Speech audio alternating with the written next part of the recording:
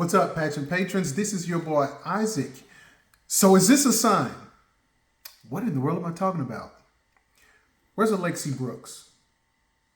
Where is Atisa Manalo? Where's Chris Jansen? Where's Christy McGarry? Where is VVV? Where is Stacey Gabriel? I am talking about all of these women were top choices here for Miss Universe Philippines 2024. And where are they? They have each fallen off from some of the challenges. So while I thought some of them would still be in the running, they've fallen off from the different challenges. But where's Miss Baguio?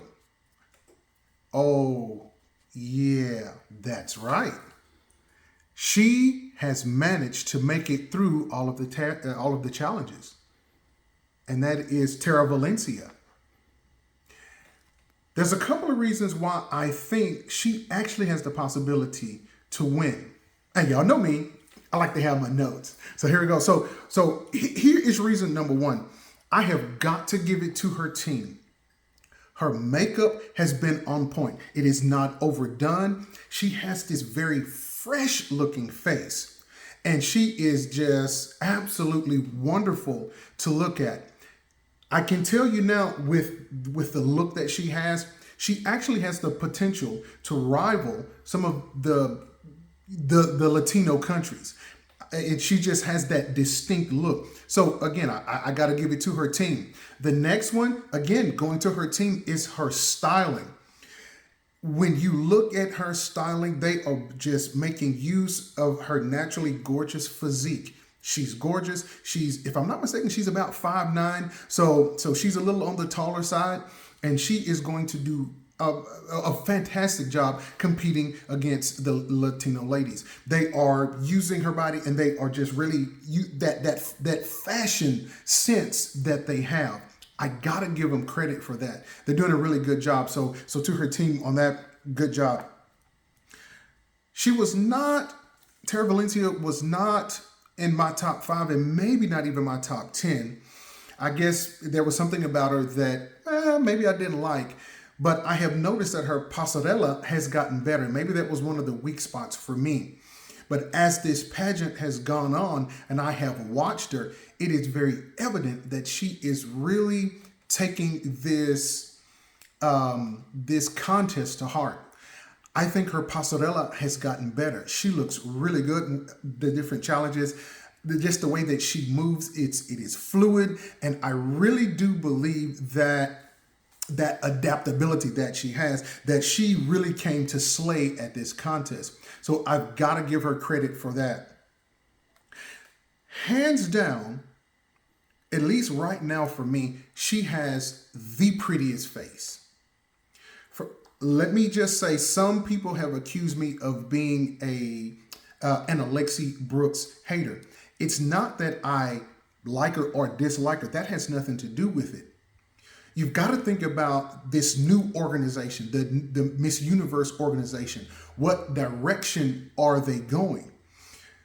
They are going to want, well, most of them, I mean, it is half owned by, Mexican businessmen. So it's going to be Latino based, and it's going to have that Latino flair to it. So you've got to have someone that, even if they're not Latino, they have to have a bit of a more universal look. And I'm not quite sure that someone like Alexie Brooks can do that. Why?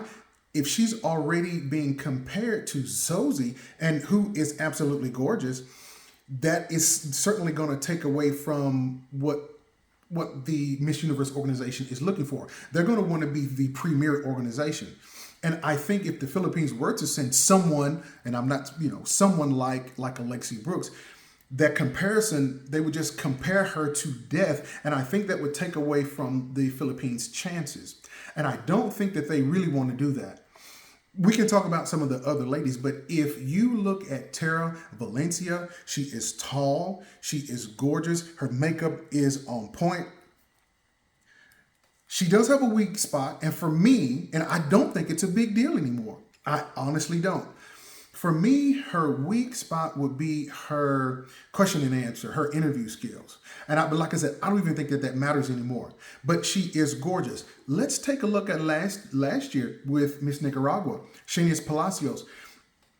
I really wasn't interested in it, but I started following it. Miss Shanice Palacios is gorgeous. Hands down, she is one gorgeous female. I still think Miss Universe did the right thing. Would I have wanted Michelle D? Yes. But I think if you look at Shanice Palacios, she's gorgeous. She has this universal face, and she has been good for the organization. And if someone like a Shanice Palacios is representative of what the direction that Miss Universe is going to take, the Philippines has got to take note. The other countries, I can guarantee you, they are taking note. And if they're not, I think they're missing the mark. I think the people at Miss Universe Philippines, I think they're going to get it right. If you take a look at Tarah Valencia, she has this wonderful fresh face. I think I've already said that. But hands down, she has this natural look about her. You guys can let me know. I still put a lot of stock in communication, those interview skills.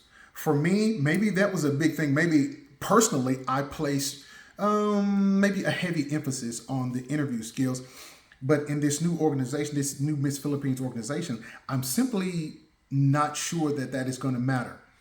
Also, the advocacy.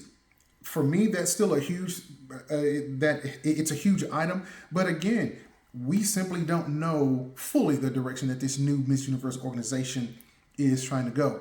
And so I think someone like a Tarah Valencia, she has the possibility to really take it all the way.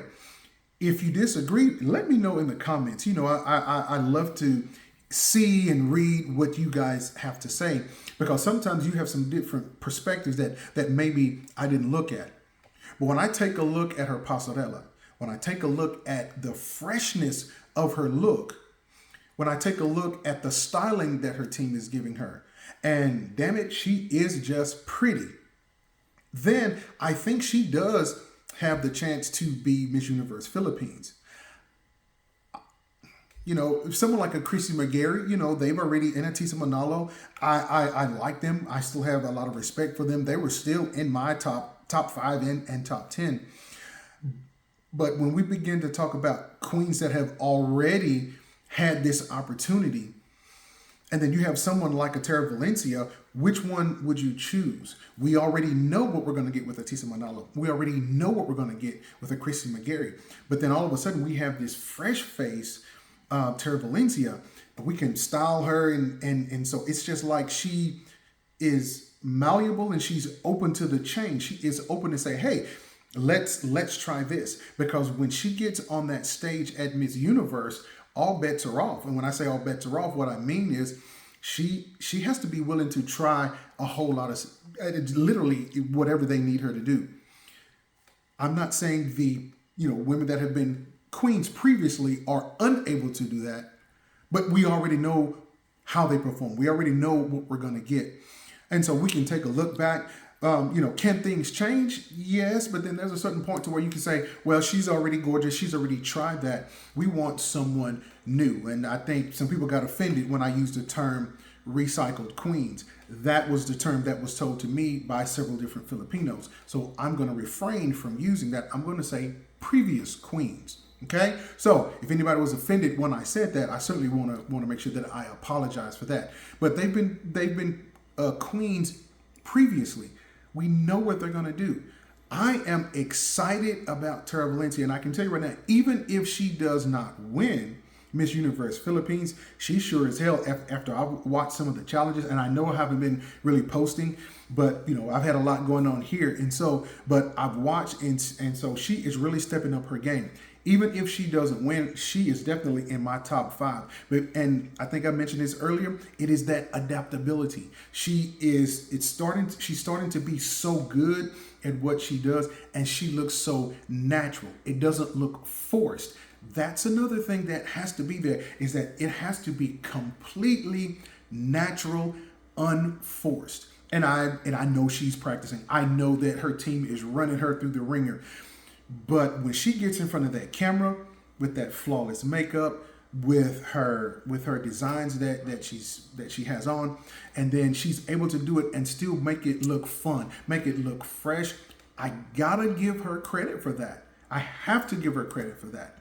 And so, guys, I think she's gonna be the one. If not the one, she's probably going to be, you know, the runner up or something like that. But I'm certainly casting my vote for Tarah Valencia. Just awesome. If you look again, that fresh face she is going to be able to compete with those Latino countries. It is that universal look that she has to have, that any Miss Universe Philippines has to have. Some of the other contestants that I have named simply don't have the universal look. And so agree with me if you will, and you don't have to agree with me, but in the comments, let me know what you think. Let me just take a moment to say thank you so much for watching. Those of you that have stuck in there with me, even though I haven't posted a video in a while, you know, we all have lives, and I might be planning a trip to the Philippines. So